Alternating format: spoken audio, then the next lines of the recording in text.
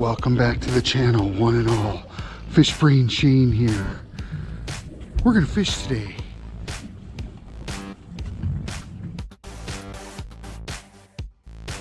Jig is just getting down to the bottom and it's already getting a bite. And they're after it tonight.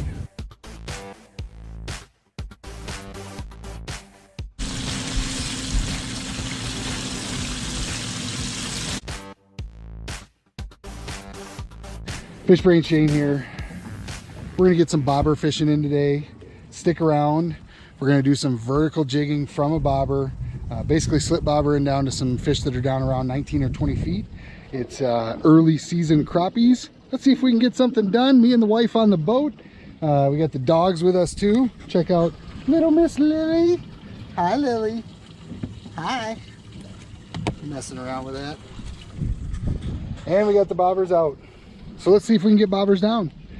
There is the music. There is the music. Let's go fishing. Let's go fishing. Let's go fishing now. Uh-oh. Uh-oh. Uh-oh. We're down. Or we were. Yep, we are. Oh, man. I hope that my chest strap is okay because I had to get this one while the chest strap was... Oh, my gosh. And it's a pig. Oh, my gosh, you guys. Get up here, big fella! Yeah! Woohoo! On the bobber, you guys. On the bobber and the chartreuse minnow. And my chest strap was messing up. I'm very sorry for that, but holy cow, what a pig. What a pig-tastic. What a pig. Oh my gosh, you guys, I'm so excited. What a welcome, right? Welcome to the lake. Throw in your bobber. Get yourself a big old crappie. This one is going in the tank, and you know what we're going to do today? We're going to do a catch, cook, and clean. I am going to, and I said that in the wrong order, I don't care. Catch, cook, and clean. I'm going to catch them, cook them, and then I'm going to clean them, or whatever it takes.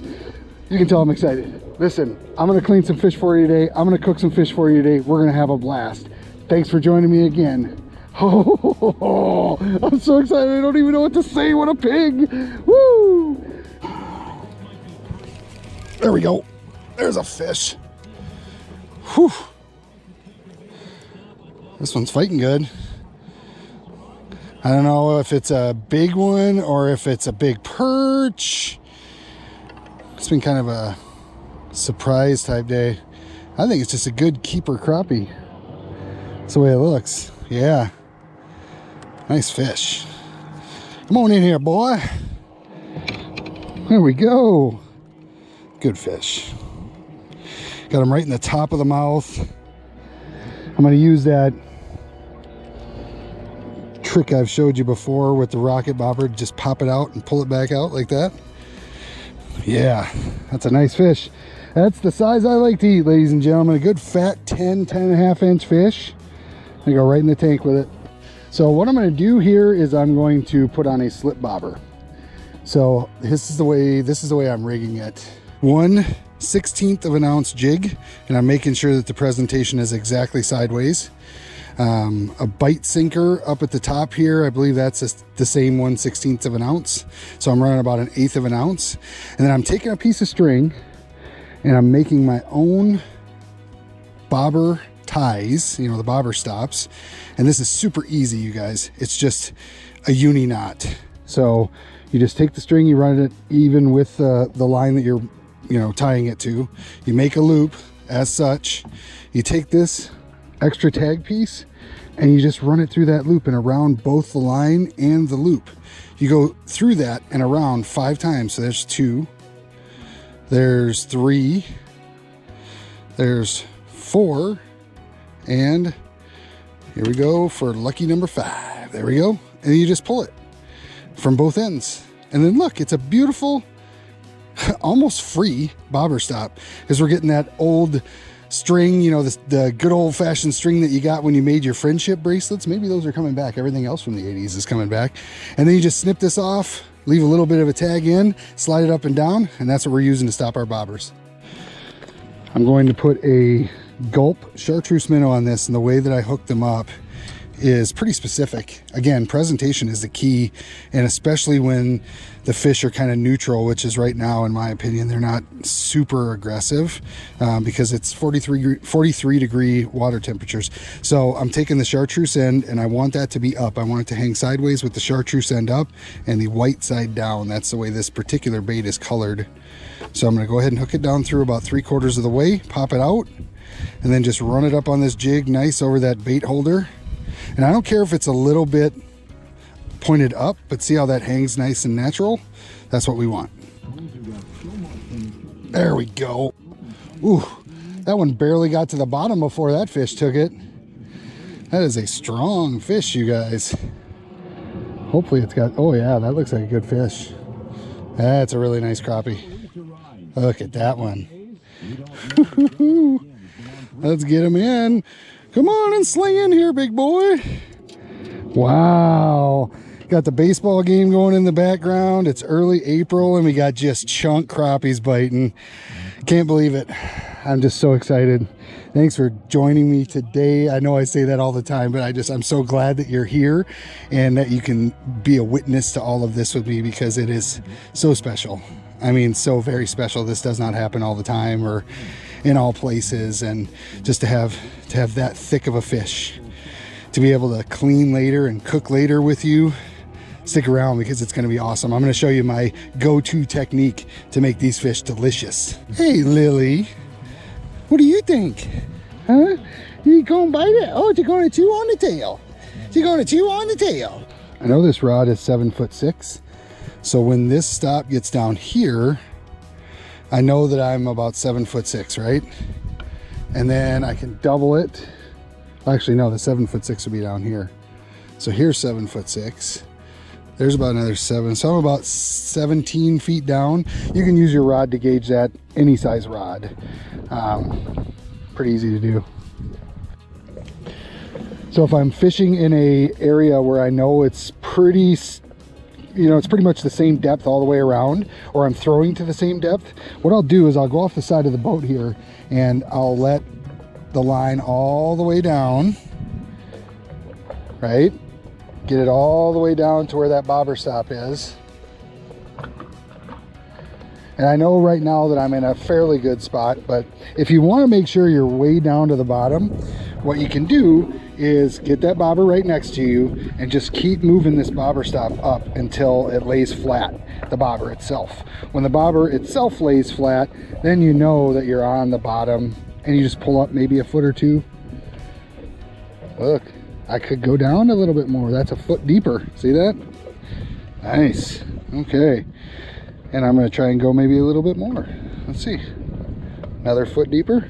See if that does it. Come back over here.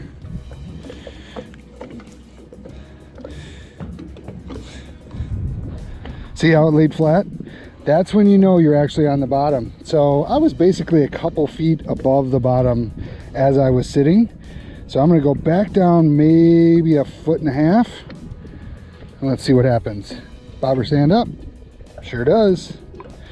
Good to go. So now there's 2 different ways that you can check your slip bobber depth. One, using your pole and knowing the length of your pole, and the other by just going simply right off the side of your boat and making sure. Oh, had a bobber down there.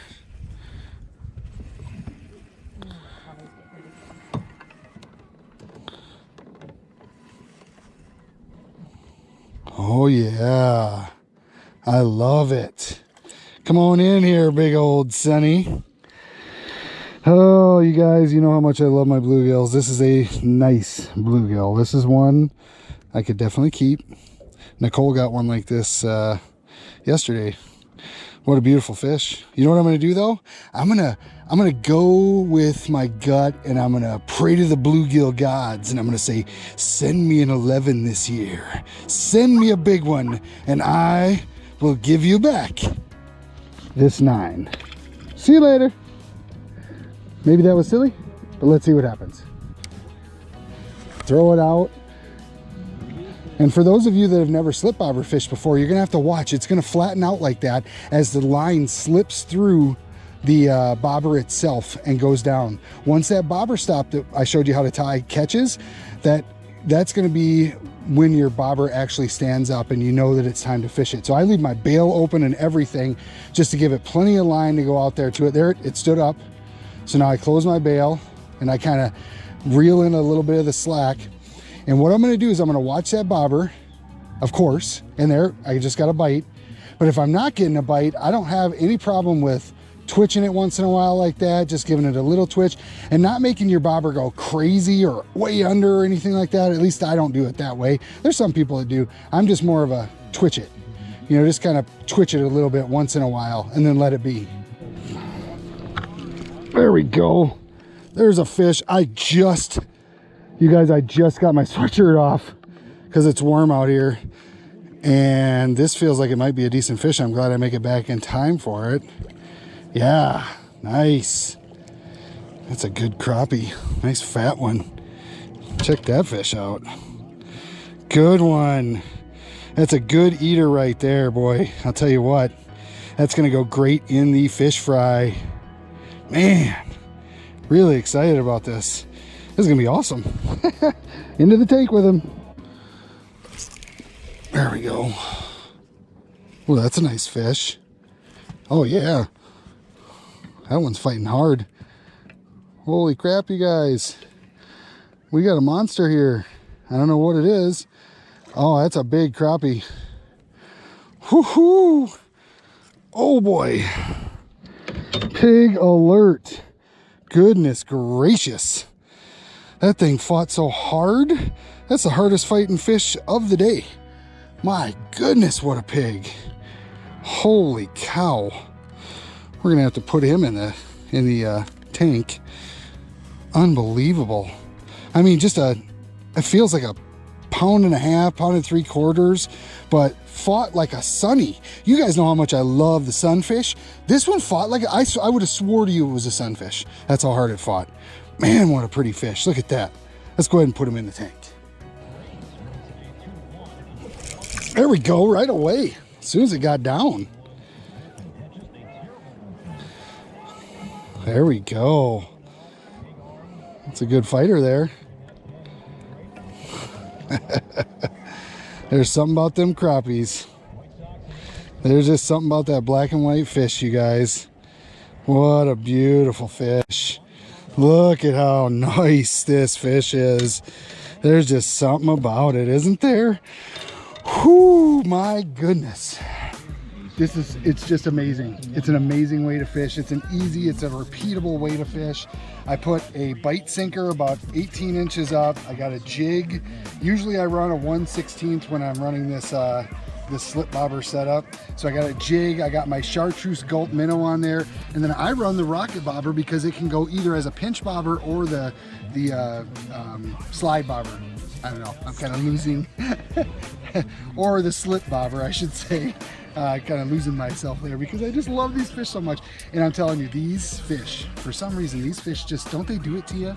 Don't they just make you go crazy, the black and whites? You know what? Let's get to the house. Let's get some of these in the frying pan, but first we'll clean them up for you and show you how we do that, a couple of them. Let's get them in the frying pan. Let's see how we do. I think it's gonna be good, and I think you're gonna love this repeatable recipe. See you in a little bit. Woohoo, putting them in the tank. So I'm gonna start by going right behind the gill right there and making a nice angular cut. And then I'm coming in right along the backbone, just running the tip along there to get a nice cut started. Right after the rib cage, I'm going down all the way through, angling my knife down and coming out the tail. And then it's just peeling the meat off, right? Peeling it over down to those rib bones. You can hear them scraping there. Peel up the gut, get that nice belly meat off of there. And then just peel that off. Look at that. Look how beautiful.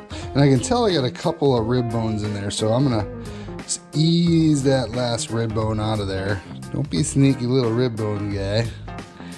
We don't need you to hurt our feelings or choke somebody. Bye-bye. Take the pin bones out. Peel it off the skin. Oh my gosh, look at how nice this is gonna be. Oh, just so much good meat on there. Man, I can't wait. Other side. Peel it down like this, and as you know, I do this old school. No electric knife.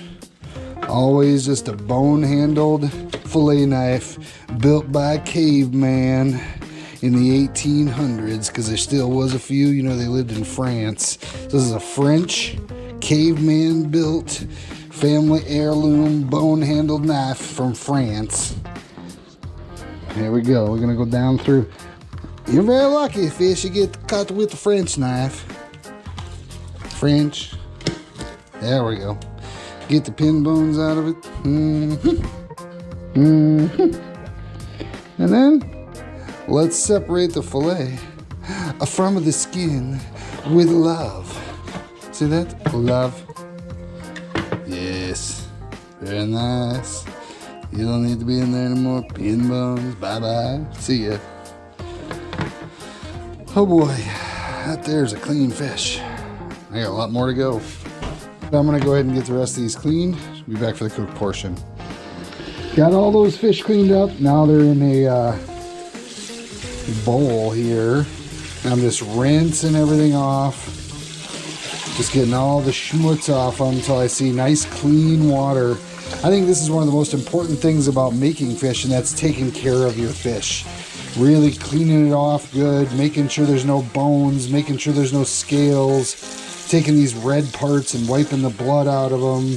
Just making sure that these fish have the most consistent flavor and best flavor possible.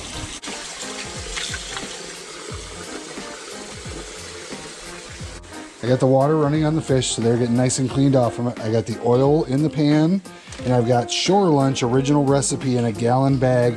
Just Shore Lunch, nothing else. Just the regular powdered coating that comes out of the box. So I'm gonna go ahead and start up. Get that oil heating up real nice. We'll have fish soon. Nice. And it's ice cold water that I'm putting over it. That just makes those fillets kind of swell up. Usually what I'll do is I'll take the fillets and put them in this water and let them sit overnight, or maybe even a couple of days in the fridge, and I'll change the water once or twice. Man, it just makes for big, white, flaky fish. The next step that I do is pretty simple. I take the nice wet fillets and I drop them in the dry Shore Lunch. And just one at a time. I don't know why I do it that way, but one at a time I put them in there. And then it's just gonna be like the old shake and bake. You know what I mean? Gonna shake them up. Nice and simple. You hear Lily getting after Leo in the background.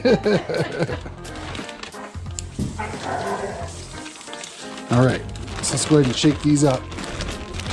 Get them coated really nice. So all you want to do is just make sure they get coated good, right? So I shake them up nice, get them nice and coated.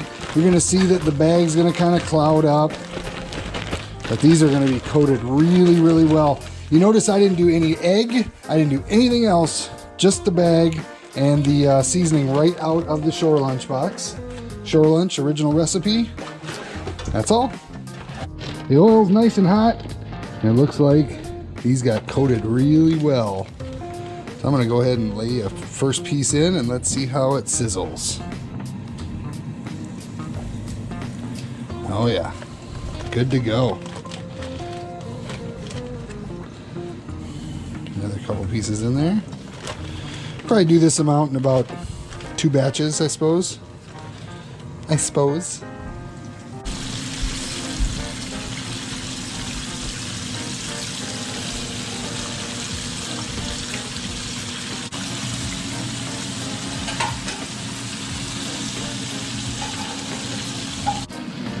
There's a piece of that rib meat right there that's done.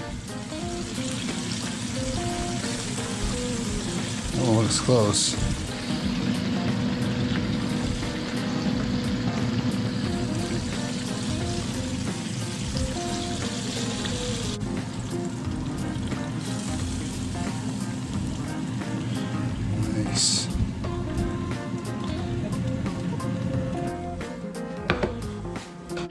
Wow, does this look good, you guys?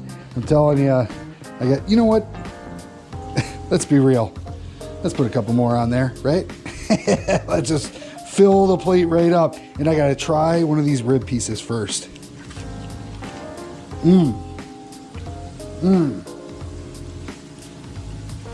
That is so good. Man. Just shore lunch, regular shore lunch, and a little bit of wet crappies, crappie boneless fillets, put in the bag, shook up. Man. You don't even need this. Get out of here. Well, I'm gonna keep eating my supper. You guys come back anytime. Make sure you subscribe. Make sure you comment, like all my videos. Go check it out on Facebook and Instagram and everything else. You know what? For me and for these delicious crappies, FishBrain Shane out.